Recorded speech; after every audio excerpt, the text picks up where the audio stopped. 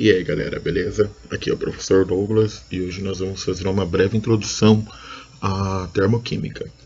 Bom, então a termoquímica ela vai estudar a energia, as suas transformações. Essa área de estudo, desenvolvida antes das teorias atômica e molecular, usava apenas conceitos e noções macroscópicas e teve seu início durante a Revolução Industrial, quando se buscava maximizar o desempenho dos motores a vapor. Bom, então, já que a gente está falando sobre termoquímica, a gente precisa falar um pouquinho sobre entalpia. Então, a entalpia ela vai medir o fluxo de calor nas reações químicas realizadas a pressão constante. Bom, a entalpia ela será classificada como uma função de estado, e aí eu posso dizer que a variação de entalpia ela vai ser igual a entalpia final menos entalpia inicial. Bom, então aqui eu preciso classificar algumas coisas antes de começar a falar propriamente sobre entalpia. Então aqui eu tenho uma relação entre sistema e vizinhança. Sistema vai ser todo o meu objeto de estudo e vizinhança será tudo aquilo que está nas proximidades desse sistema. Esse sistema ele pode comunicar na vizinhança através da transferência de energia. Então, nessa situação A, eu observo que o sistema está transferindo energia para a vizinhança, enquanto que no sistema B, ele está recebendo energia da vizinhança. Levando em consideração essas observações, nós podemos classificar essas duas situações da seguinte forma. Aqui o primeiro exemplo que eu tenho é um sistema exotérmico, justamente porque o sistema está liberando calor para a vizinhança.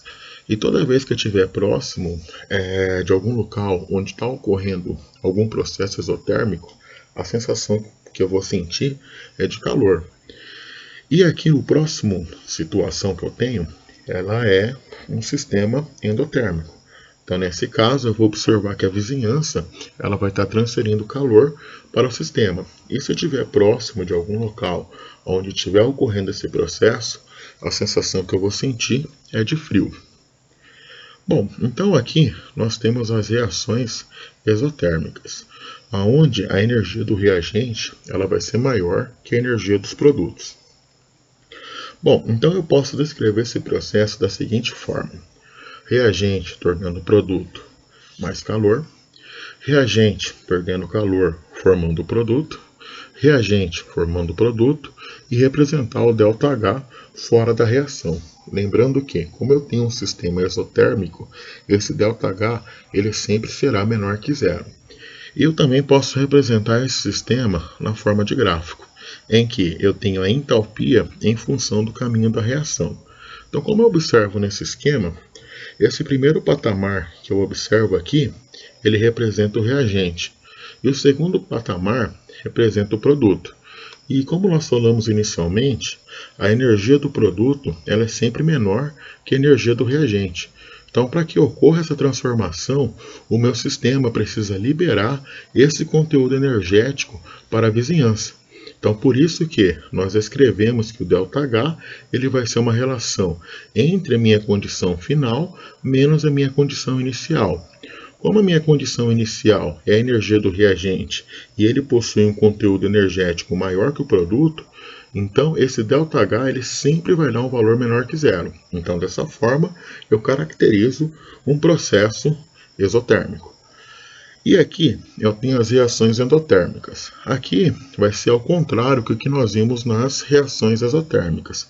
Aqui nas reações endotérmicas, a energia do reagente sempre será menor que a energia do produto. Então, levando isso em consideração, eu posso descrever esse processo da seguinte forma.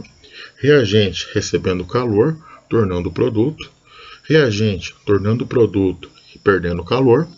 Ou da forma que mais comumente iremos ver, em que esse reagente torna-se produto, e aí eu descrevo o ΔH fora da reação, sempre representando por um valor maior que zero. Bom, então novamente eu posso representar esse processo na forma de um gráfico, em que a entalpia está em função do caminho da reação. Aqui eu vejo que existem dois patamares. O primeiro patamar representa o reagente e o segundo patamar representa o produto. Então, como eu vejo nesse sistema, a energia do produto ela é maior que a energia do reagente. Então, para que essa reação aconteça, o reagente ele precisa absorver um conteúdo energético. E esse conteúdo energético se dará pela diferença entre a entalpia do produto e a entalpia do reagente. Como a energia do produto é maior que a energia do reagente, eu vou esperar para esse processo sempre um ΔH maior que zero.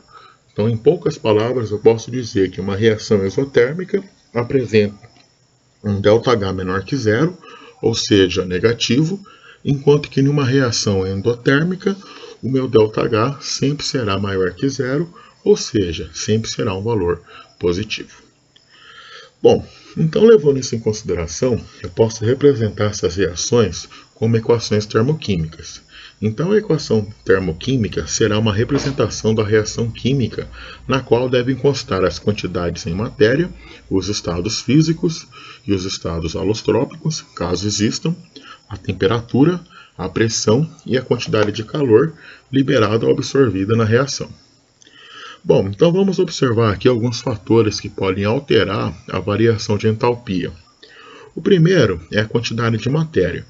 Então nessa reação eu tenho 1 mol de hidrogênio gasoso reagindo com meio mol de oxigênio gasoso, tornando-se 1 mol de água líquida.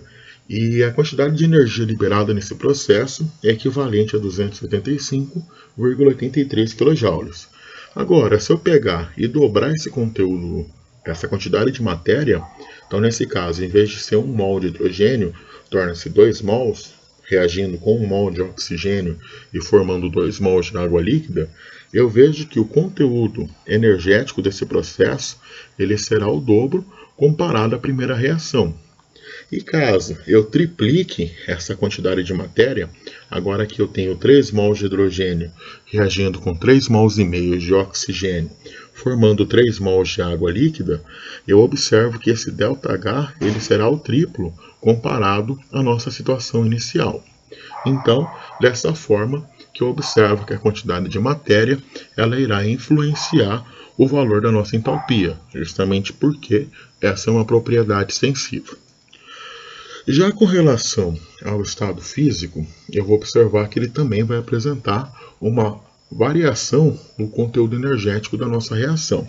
Então, nessa primeira reação, eu tenho o hidrogênio na forma gasosa, reagindo com meio mol de oxigênio gasoso e formando 1 mol de água gasosa. Então, aqui, o ΔH desse processo vai ser menos 241,82 kJ. Agora, nessa segunda reação, eu observo que o meu produto, em vez de estar na forma gasosa, ela está na forma líquida.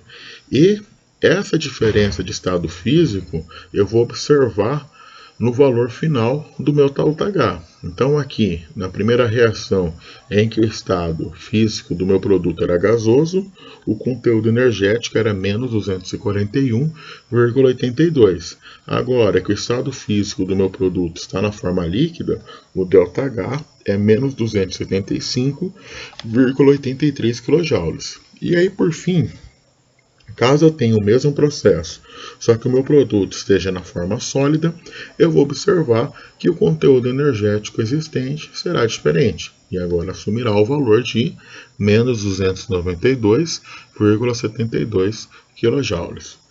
Bom, além da quantidade de matéria e o estado físico, o terceiro ponto que nós temos é a forma alotrópica. Então, por exemplo, aqui eu tenho o carbono grafite, ele está reagindo com oxigênio produzindo gás carbônico. O ΔH dessa reação é menos 393,51 kJ. Agora, caso eu mude o estado alotrópico do carbono para diamante, eu vou observar que o conteúdo energético existente nesse processo será diferente. Sendo assim, eu posso definir o que vem a ser estado padrão. Então, uma substância está no estado padrão quando se encontra no seu estado físico mais comum ou na sua variedade alotrópica mais estável, que seria aquela menos energética, a 1 atm e a 25 graus Celsius.